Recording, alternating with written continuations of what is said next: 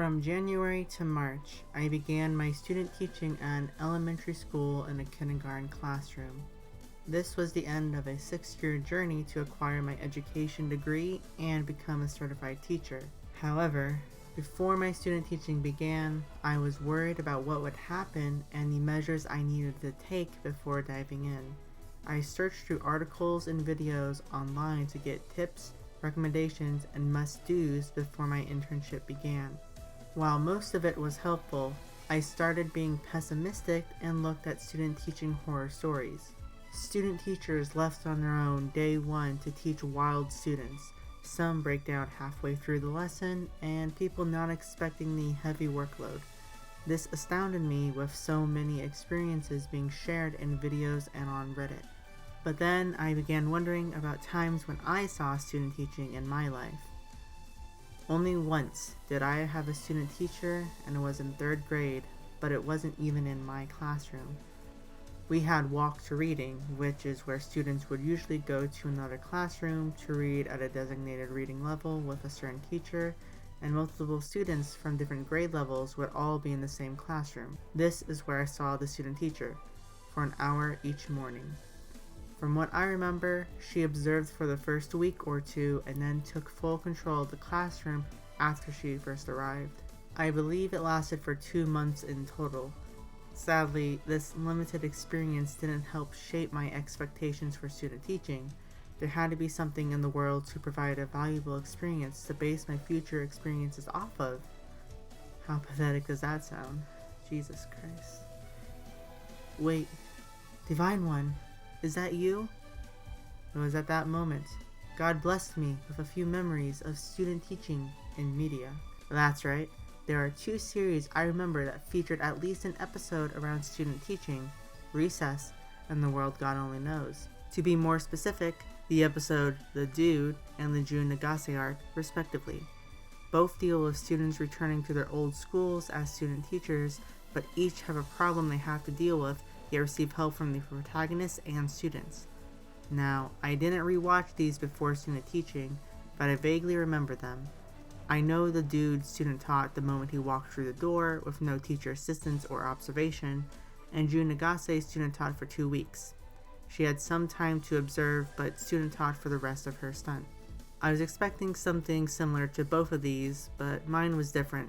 Since I have completed student teaching, I did revisit both of them to compare our student teaching experiences. So, how did it go? Well, both of the series involved the student teacher teaching on their first day. The dude was thrown into the classroom while Mrs. Grotke goes to sleep in the teacher lounge, and Jun Nagase observed the first lesson of each teacher before teaching the students. Mine was not like that at all, and I was extremely thankful for that. My university's education program outlined what needed to happen with a schedule of how things should play out. I observed and interacted with students in my first week, and started taking roles of the teacher the next as a cooperative measure. I started with small group reading, and then transitioned into teaching lessons in preparation for the EdCPA. Speaking of that, since both of these stories happened 20 and 10 years ago respectively, as well as in a different country, they did not have to deal with the EdCPA. It stands for the Education Teacher Performance Assessment, and Pearson, yes, that Pearson, uses it to determine if someone is capable of teaching. It is an at least 40-page document with all of your lesson plans, commentaries, and evidence compiled for another educator approved by Pearson to grade. Long story short, I passed, but it was a grueling process that took a hell of a time to complete. We'll return to that later, but keep in mind that I taught my EdTPA lessons 3 weeks into my student teaching. So, in comparison to the dude and Jun Nagase, my first day and week of student teaching did not go similar to theirs. However, something I noticed is that their student teaching process both seemed to last 2 weeks, relatively speaking. The dude's student teaching length is not said, but appears to be 2 weeks based on the repeated skipping of time and the fact he doesn't return in the 127 episodes of the series about 4th graders, and the school year has 180 days of school, so who knows. Meanwhile, Jun Nagase's stint is explicitly stated to be 2 weeks. Both of these seem extremely short, while mine lasted 16 weeks from January until April, at least until COVID-19 happened, where it prematurely ended March 16th, so 10 weeks, technically. Now, it seems American universities can have their own way of doing student internships with variations based on state guidelines and collegiate principles, and they can range from 8 weeks to 16 weeks, or even have the students switch schools partway through. But I was more interested in Jun Nagase's case. Why does she get 2 weeks? Doesn't that bring up some issues? Is that actually something they do? Turns out, yes, they do. It was difficult to find, but I did it. Google wasn't my friend, but JSTOR sure was. So, it turns out that in Japan, your student teaching duration occurs based on your field of study. Early childhood and elementary schools have student teachers intern for 4 weeks, while middle and high schools have student teachers intern for 2 weeks. Why such the short duration? Well, you can probably assume why based on the fact I said schools. It is ultimately the school's decision to accept you because they have to pay for the student teacher's time at the school. Not for the student teaching, but for their expenses such as transportation, materials, and food. Although it may seem like much, it would seem expensive if placed for 4 months over time. Additionally, the teachers do not legally get paid for guiding the student teachers as it is extra work, whereas in the United States, mentor or cooperating teachers may get an honorarium fee. Teachers in Japan do not get that luxury. If a school does accept the student teacher, some wish to respect the teachers with their service even though they are not legally obligated to do so. This can explain why Jun Nagase and other student teachers in high school go for 2 weeks. Student teachers need to be in the same classroom. This is true in the United States and Japan. However, in Japanese middle and high schools, the teachers rotate to different classrooms throughout the day based on the subject they teach. As a result, the Japanese student teacher gets several mentor teachers because the student teacher is assigned to a single classroom, not a single teacher. Thus, if a school decides to pay teachers for supporting a student teacher, that will cost a lot of money. Furthermore, this explains why Jun Nagase is seen with Nikaido, Kodrama, and the PE teacher throughout her arc. So, why did I spend the past few minutes explaining the experience of a Japanese student teacher? I don't know, you tell me. However, it does connect with one issue in teaching: rapport. You hear it from the dude in Recess. I got a full-on rapport with these kids. Just check out the dude's adoring fans. And you hear it from Keima in The World God Only Knows. Because their job is to be friendly to students. Rapport is developing positive relationships between the student and teacher. In the famous words of Rita Pearson that every college loves to share, you know, kids don't learn from people they don't like. So, I needed to build and foster relationships with the students in my classroom in a short amount of time. I taught a group of kindergartners, so you had some that wanted to climb all over you and some that were shy. But this all came to a forefront where my mentor teacher thought it was ridiculous that I had to teach lessons for the Ed TPA 3 weeks into my internship because I could not sufficiently build rapport with students in that short amount of time, as well as the fact several parts of the Ed TPA grade you based on the rapport of the students. This was honestly difficult to do within the first few weeks of class because of their age and social skills. That doesn't mean I didn't try though. While I integrated some stuff in the Ed TPA, once I submitted it, I was able to start doing lessons pertaining to the students and their interests. One of the things I greatly enjoyed was doing Pokemon Day because most of the students loved Pokemon. Now, here's the thing. I was thinking about it for the past week as it approached, but I was too worried to ask my mentor teacher about it. So, the day before Pokemon Day actually occurred, I told her this idea, and she was all for it. So I stayed up until 1 in the morning creating lessons and activities for the students. Totally worth it. Additionally, I integrated the Nintendo Switch to not only have students play the game throughout the day, but learn while doing so.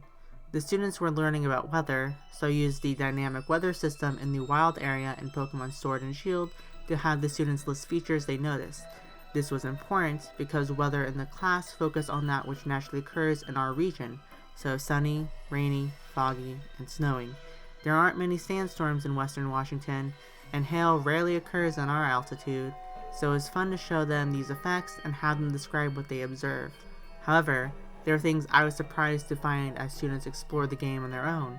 Other features in the game could be used as educational practice with the students, such as the curry maker in Pokemon Camp having you insert items up to 10, which is similar to 10 frames in math.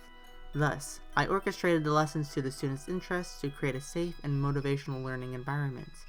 This is something Jun does in The World God Only Knows, where she tries to earn Keima's trust by buying a PFP to play with him. However, she acts like she was a gamer the entire time, yet didn't know how to turn on the console. Just like Keima, a kid can know if a teacher is faking genuine interest or appeal, which begs the question of how soon can you develop it with the students. If Japan thinks you can do it in 4 weeks for elementary school students, then I should have done it by then. Or is it a more cultural phenomenon, where Japan is a collectivist culture and America is an individualistic one, so it is harder for us to develop those relationships? Who knows at this point? But I am proud I did acknowledge the students as people to remember their interests and hobbies to bring into the classroom. With the positives out of the way, let's discuss issues. As previously mentioned, both student teachers featured experience a conflict they have to overcome to grow. Let's look at the dude first. When he first walks into the classroom, he looks professional and reads straight from the textbook. I experienced this firsthand with my first EdCPA lesson because I kept reading student teacher tips saying to have lots of content packed into the lessons. However, they did not clarify that is to have students keep working on stuff such as using coloring pages or reading a book. So, I packed my lessons with lots of information. I didn't make it halfway through my first lesson. I had to go back and redo it. Oh, how much fun that was. Yet, it was worth it in the end. But I learned that I should not go too in-depth with the information, especially with kindergartners, else I'll lose them completely.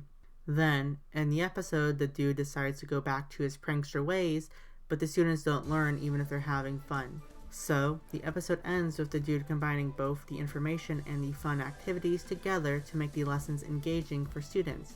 His whole ordeal was, as Mrs. Grotke puts it, finding his inner teacher. I think this is a positive message for all blossoming teachers. Jun's, on the other hand, is probably something most student teachers struggle with, including myself. For those that don't know, The World God Only Knows centers on Keima Katsuragi, who is known as the god of conquest in the gaming world. Each conquest he undergoes contains an arc where a character struggles with the real versus the ideal, and Keima needs to solve it. Thus enters Jun Nagase as Keima's classroom student teacher, who thinks she is the ideal teacher and is now a properly grown adult. She studied hard, gathered experience, and wishes for all students to achieve, which becomes an issue because not all students wish to commit to those ideals, yet she seems to control the lives of the students in order for her to become the ideal teacher with the smartest students.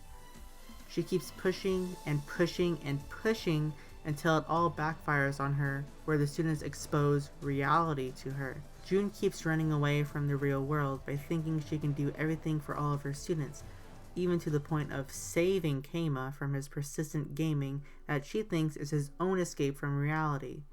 But that isn't feasibly possible. Something my university has said is that you will not be able to educate all students or reach them equally. Even during my practicums and student teaching, the focus of the students is to see growth anywhere and not reach a certain benchmark. This raises an issue pertaining to expectations student teachers may have when first entering their internship. We are constantly told that we are selling ourselves and to be the best teacher in hopes of getting hired. Similar to Jun Nagase, she comes in thinking she is the best teacher because of her credentials and experience. She utilizes this by attempting to improve each other to be part of her ideal class. Since that isn't possible and she is taking away other students' agency, they tell her off and begin talking about her behind her back. This is the inner conflict for Jun, as she thinks she is an ideal teacher. This means doing everything for her students, helping them become successful and trying to meet the students at their level. While this may be helpful, it is idealistic and cannot be possible to do, especially in such a short amount of time. When comparing this to actual student teachers, I think the problem is we need to take this job seriously and display our skills. If we succeed, we build ourselves up to improve this ideal philosophy. If we fail, we deteriorate mentally and push to blame somewhere else as a defense mechanism. This can be demonstrated when I took the EdTPA and needed to film my lessons. As previously said, the first lesson was terrible. I felt defeated because I needed to pass a large evaluation and thought this is how my internship would remain for the rest of the duration. However, I went back to the drawing board to research effective tactics to manage the class better and teach meaningful lessons. While doing so, I sent an email to my supervisor because they were going to observe me the next day. My supervisor mentioned that it was fine and the EdTPA focuses mostly on reflection. This turned my experience around because I know that many professors have said teaching is a job of self-reflection, which means teachers are expected to fail and improve, similar to the students. After having this mind-opening email, my experiences began to improve. This is similar to Jun as she grapples with her ideals in relation to herself and others. When people do not listen to her ideals, she gives up. This is experienced when she was captain of the Maijima High basketball team and shut it down when no one would listen to her, and similar to her breakdown towards the conclusion of her arc. Keima guides her to the conclusion that she needs to persist with her ideals instead of dropping them. It communicates the idea that everyone will fail, but that does not mean they should give up in the face of adversity. In the end, her goal changes to become a good teacher and improve her skills rather than the notion of being an idealistic teacher. Although, if teaching is a job of self-reflection, you could say she is on her way to being one. Similarly, the dude addresses the dilemma of giving up on teaching as well. When the dude becomes too fun of a teacher where the students do not learn anything, he needs to reevaluate himself.